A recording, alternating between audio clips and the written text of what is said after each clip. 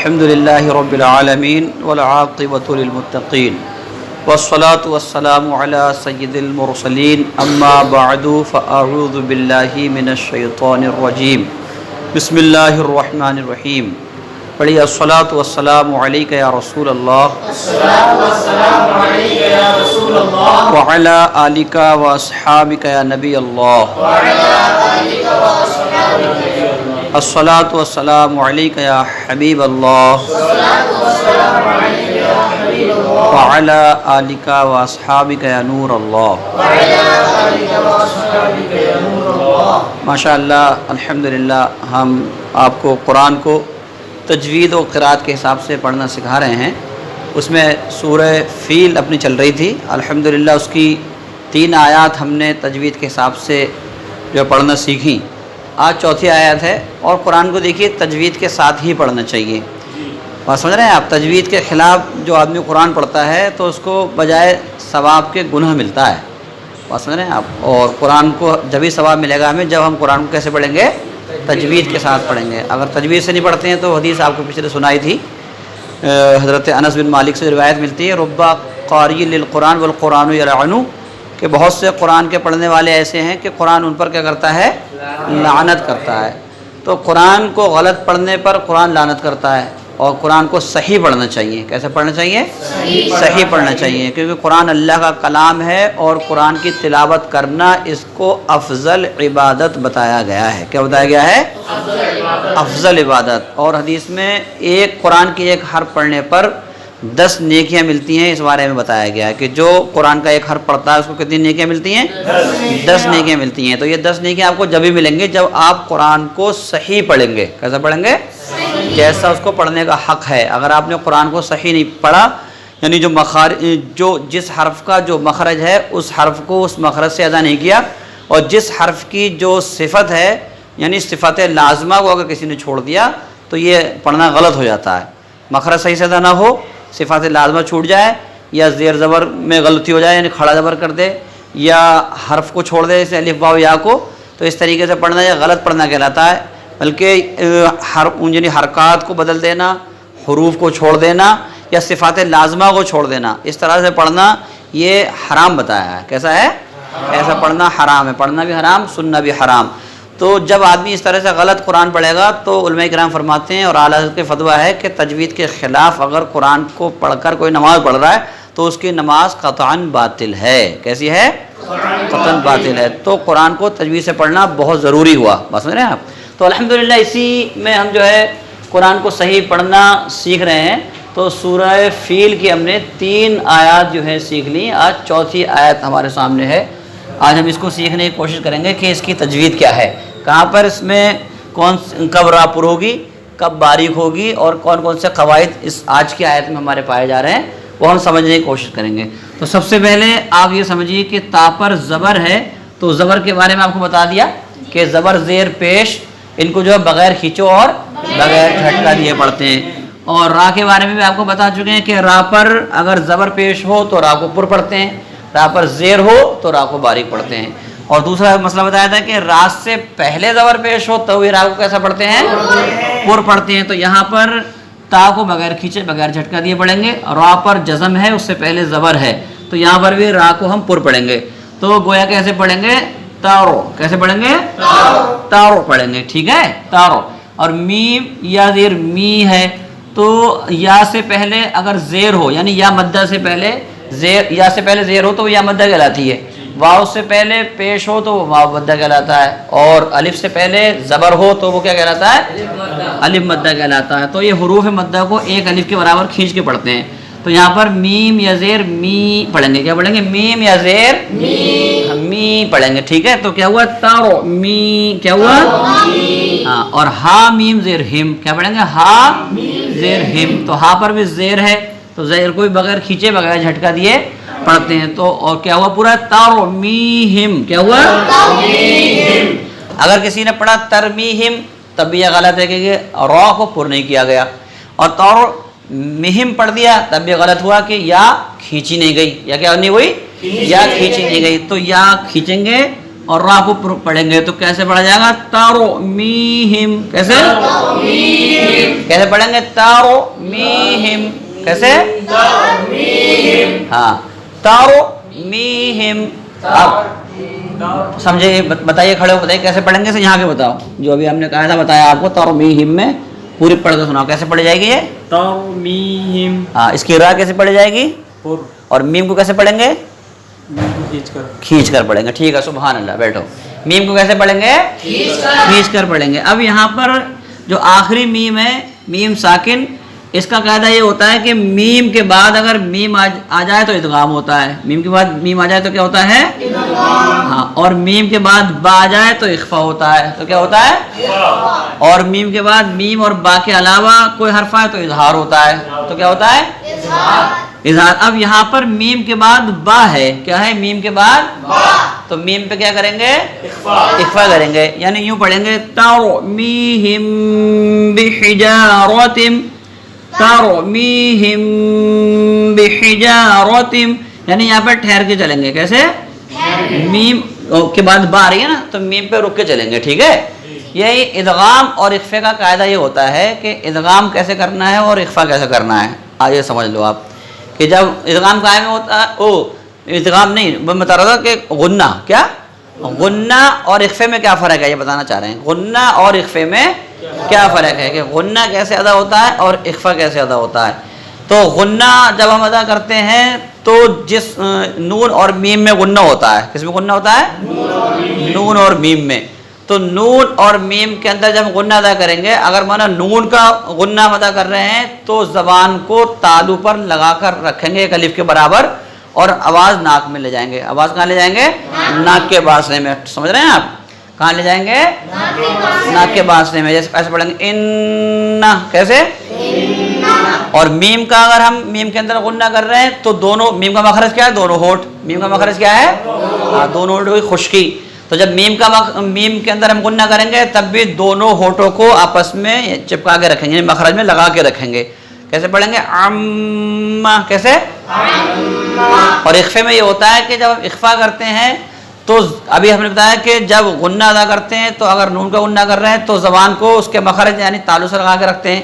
میم کا غنہ ادا کر رہے ہیں تو میم کا مخرج یعنی دونوں ہونٹوں سے ملا کے رکھتے ہیں. مگر جب ہم اخفا ادا کرتے ہیں نون میں یا تنوین میں تو پھر ہم زبان کو مخرج سے لگا کر نہیں رکھتے بلکہ زبان کو مخرج سے ہٹا کر رکھتے ہیں. کیا کرتے ہیں؟ زبان کو مخرج سے، جیسے من ہے، من، تو نون کا مخرج کیا ہے؟ سرا زبان تالو سے لگائیں گے، کھردرا تالو جو ہے وہاں سے لگا کر ہم نون ادا کرتے ہیں. نون کیا ادا کرتے ہیں؟ نون. مگر اب ہمیں اخفا کرنا ہے تو اب زبان کو مخرج میں لگانا نہیں ہے بلکہ زبان کو مخرج سے ہٹا کے رکھنا ہے. ماں. جیسے ماں. سمجھ رہے ہیں آپ؟ ہاں. تھوڑی آواز آپ کے ناک میں رہے گی اور کچھ آپ کے حلق کے اندر رہے گی. اگر آپ نے زبان کو تالو سے لگا دیا تو وہ تمہارا اخفا سیدہ نہیں ہوا. کیا نہیں ہوا سیدہ؟ اخفا سیدہ نہیں ہوا. خیر میں نے بیچ میں ضمن بات بتا دی آپ کو. یہاں پر میم کے اخفے کی بات ہو رہی ہے، میم ساکن کے اخفے کی. کیا کی؟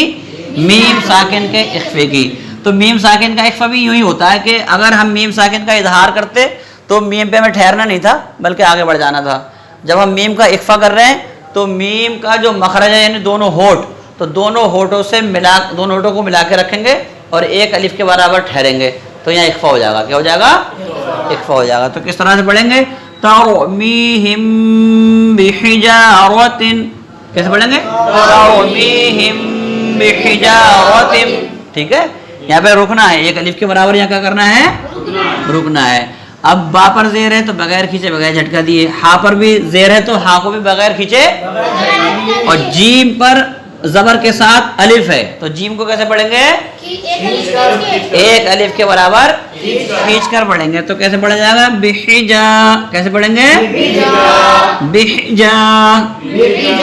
را پر زبر ہے تو را کو بھی بغیر کھینچے بغیر جھٹکا دیے پڑھا جائے گا. پھر را پر زبر ہے تو را کو پر بھی کیا جائے گا. تو کیا پڑھیں گے؟ بحجارو. کیا پڑھیں گے؟ بحجارو. را کو پر کرنے کا طریقہ آپ نے سیکھ لیا کہ زبان کا اگلا حصہ اوپر اٹھائیں گے. بحجارو. اب یہ قاعدہ آ گیا کہ تا پر دو زیر ہے، آگے میم ہے تو یہاں پر پڑھیں گے تم. کیا پڑھیں گے؟ یعنی یہاں پر ادغام ہوگا، کیا ہوگا؟ اور ادغام معل غنہ ہوگا، کیا ہوگا؟ ادغام معل، یعنی ادغام بھی ہوگا، یعنی تا کو میم میں ملائیں گے بھی، اور ملانے کے ساتھ ساتھ ایک الف کے برابر غنہ بھی کریں گے، ایک الف کے برابر کیا کریں گے؟ اور غننے کی طریقے ہم نے آپ کو بتا دی تھی کہ غنہ جب ادا کریں گے تو میم کے جو مخرج ہے، کیا دونوں ہونٹوں کی خشکی، وہاں پر میم کو لگا کے رکھنا ہے ایک الف کے برابر، تب آپ کا میم کے اندر غنہ ادا ہو جائے گا۔ تو یہاں پر کیسے کریں گے؟ بحجارۃ، کیا کریں گے؟ ٹھیک ہے۔ اور جو غننے کا قاعدہ پایا جا رہا ہے اس میں غنہ کا ادغام کا قاعدہ پایا جا رہا ہے، کون سا قاعدہ پایا جا رہا ہے؟ ادغام کا۔ کبھی کبھی زبان پھسل جاتی ہے، غننے کا نہیں، اب کون سا قاعدہ پایا جا رہا ہے؟ ادغام کا۔ ادغام کے ساتھ میں غنہ ہے، کیا کے ساتھ میں غنہ ہے؟ ادغام کے ساتھ میں غنہ ہے۔ تو ادغام کا قاعدہ کیا ہے کہ دو زبر، کیا ہوگا؟ دو زبر، اور یہ سمجھ لیں دو زیر اور دو پیش، اسے تنوین کہتے ہیں۔ کیا کہتے ہیں؟ تنوین۔ انہیں کیا کہتے ہیں؟ تنوین۔ کیا کہتے ہیں اسے؟ تنوین۔ اور ایک ہوتا ہے نون ساکن، ایک کیا ہوتا ہے؟ نون ساکن۔ نون ساکن وہ سمجھ رہے ہیں؟ تو نون ساکن یہ لگا لو آپ، یہ نون ساکن ہے۔ تو دو زبر، دو زیر، دو پیش یا نون ساکن کے بعد اگر حروف یرملون میں سے کوئی حرف آ جاتا ہے، کون سے حروف میں سے؟ حروف یرملون۔ تو حروف یرملون کتنے؟ 6 ہیں۔ حروف یرملون کتنے ہیں؟ حروف یرملون 6 ہیں۔ کون کون سے؟ یا، را، میم، لام، واو اور نون۔ یہ کتنے حرف ہیں؟ 6 حرف جو ہیں حروف یرملون ہیں۔ اب نون ساکن یا تنوین کے بعد حروف یرملون میں سے کوئی حرف آ جاتا ہے، تب کیا ہوتا ہے؟ ادغام ہوتا ہے، تنوین کا ادغام ہوتا ہے۔ نون ساکن کے بعد آ جائے تو نون ساکن کا ادغام ہوتا ہے۔ کیا کا؟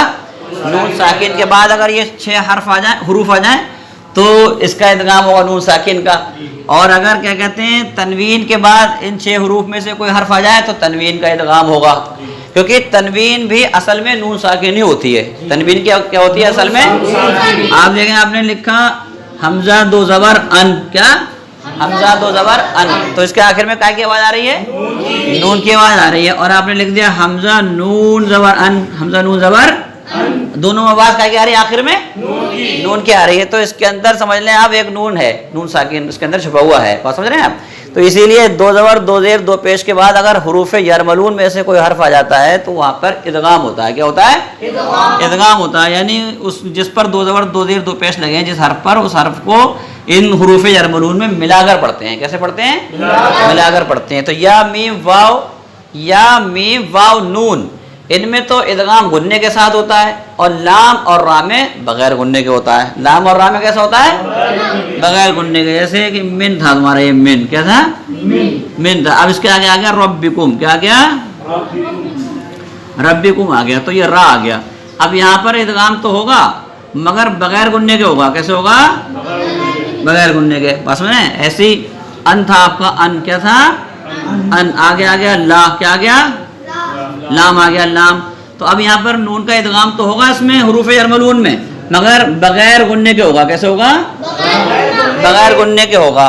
مگر ان دو کے علاوہ، یعنی لام اور را کے علاوہ، یہ یا، واو، میم اور نون میں سے کوئی حرف آ جاتا ہے تو ادغام غننے کے ساتھ ہوگا۔ تو کیا ہوگا؟ ادغام غننے کے ساتھ ہوگا۔ تو یہاں پر ادغام بھی ہوگا اور غننے کے ساتھ ہوگا۔ کیسے پڑھیں گے؟ بحجارۃ، کیسے پڑھیں گے؟ کیسے پڑھیں گے بچوں؟ بحجارۃ، کیسے پڑھیں گے؟ ہاں۔ اب پھر من آ رہا ہے تو میم پہ زیر ہے، بغیر کھینچے بغیر جھٹکا دیے پڑھیں گے۔ نون ساکن ہے تو نون ساکن اور تنوین کے بعد، اس کا بھی وہی قاعدہ ہے کہ نون ساکن اور تنوین کے بعد حروف حلقی، حروف یرملون، با کے علاوہ کوئی حرف آ جاتا ہے تو اخفا کرتے ہیں۔ تو کیا ہوتا ہے؟ اخفا ہوتا ہے، یعنی نہ تو حروف یرملون آئے اور نہ حروف حلقی آئے۔ کون سے؟ حمزہ ہا، عین ہا اور غین خا، یعنی نون ساکن کے بعد نہ تو حروف یرملون میں سے آیا، نہ حروف حلقی میں سے آیا، نہ با آیا۔ ان کے علاوہ آیا تو سین نہ تو حروف یرملون میں سے ہے، اور سین جو ہے نہ تو حروف حلقی میں سے ہے، اور سین نہ تو با ہے، وہ تو سین ہے، وہ کیا ہے؟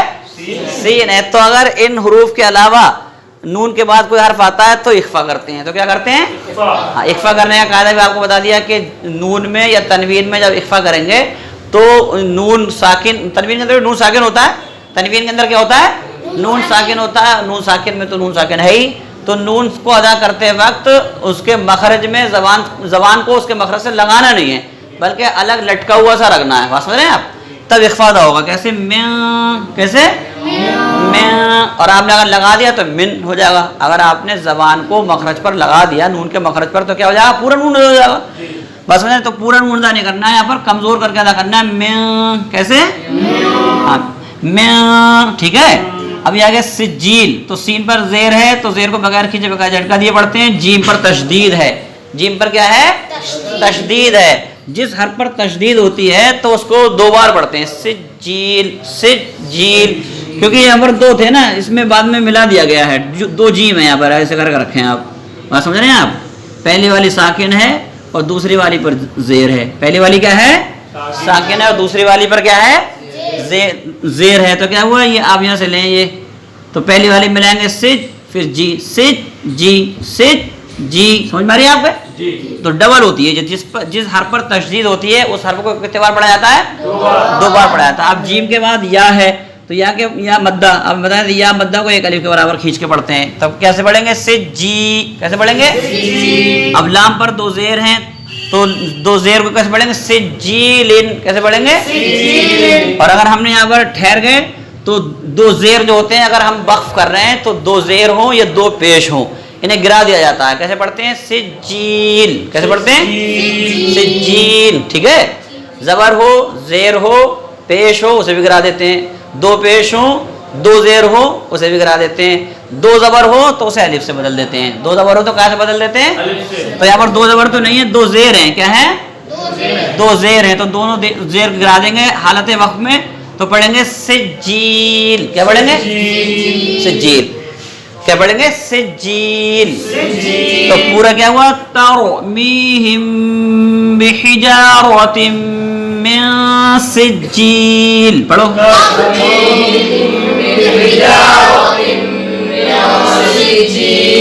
اب یہاں پر پہلے سے ساکن نہیں تھا، ہم نے 2 زیر کو گرا کے ساکن بنایا. تو جب ہم حالت وقف میں اگر پہلے سے ساکن ہوتا ہے، ایک طریقہ ہوتا ہے کہ ہر پہلے سے ساکن ہے. جیسے یہ آپ یہاں پر لکھ لیں، یہ عین ہے. کیا ہے؟ عین. عین یا زبر عی اور نون ساکن، یہ پہلے سے ساکن ہے. عین یہ کیا ہے؟ اس میں نون پہلے سے ساکن ہے. تو بات سمجھ رہے ہیں آپ؟ تو یہاں پر یہ مد بنے گا مد لین لازم. کون سا بنے گا؟ مد لین لازم. بات سمجھ رہے ہیں؟ پہلے سے اگر جو آخر والا جسے موقوف علیہ کہتے ہیں، کیا کہتے ہیں؟ جس حرف پر ہم ٹھہر رہے ہیں اسے موقوف علیہ کہتے ہیں. اگر وہ پہلے سے ساکن ہے تو مد لازم بنتا ہے. کیا بنتا ہے؟ مد لازم. اور اگر ہم ساکن بناتے ہیں تو اسے مد عارض کہتے ہیں. اسے کیا کہتے ہیں؟ مد عارض. تو یہ مد عارض ہوا. کون سا مد ہوا یہاں پر؟ مد عارض کہلائے گا یہ مد عارض. تو مد عارض جیسے مد لازم ہوتا ہے، تو مد لازم میں تو جو اس کی مقدار ہے، بعض قرآن نے 3 مد لازم کی 3 الف مقدار بتائی ہے، بعض نے 5 بتائی ہے. تو کم سے کم 3 تو ادا کرنی ہوتی ہے مد لازم میں. بات سمجھ رہے ہیں آپ؟ مگر مد عارض میں تینوں وجہ جائز ہوتی ہیں، یعنی طول بھی، توسط بھی، قصر بھی. کیا؟ طول بھی، توسط بھی اور قصر بھی. تو زیادہ تر علماء کرام نے طول کی مقدار 3 الف، توسط کی 2 الف اور قصر کی 1 الف بتائی ہے. تو اسے ہم تینوں طریقے سے پڑھ سکتے ہیں. سجیل کھینچ کے طول کر کے پڑھ سکتے ہیں، سجیل توسط سے پڑھ سکتے ہیں، اور سجیل قصر کے ساتھ بھی پڑھ سکتے ہیں. کیسے؟ قصر کے ساتھ بھی پڑھ سکتے ہیں. تو تینوں وجہ یہاں پر ہماری جائز ہو جاتی ہیں، یعنی ہم لمبا کھینچ کے پڑھ سکتے ہیں، درمیان میں بھی، اور کم کھینچ کے بھی. بات سمجھ رہے ہیں آپ؟ تو پوری ایک بار اور کہلاتے ہیں. ترمیہم بحجارۃ من سجیل.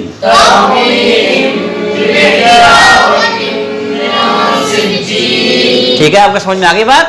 تو انشاءاللہ تبارک تعالیٰ آج کے لیے اتنا ہی سبق ہے. آپ اسے یاد کر لیں اور کل کو آپ سے ہو سکتا ہے اس میں سے سوالات کیے جائیں. ٹھیک ہے؟ انشاءاللہ.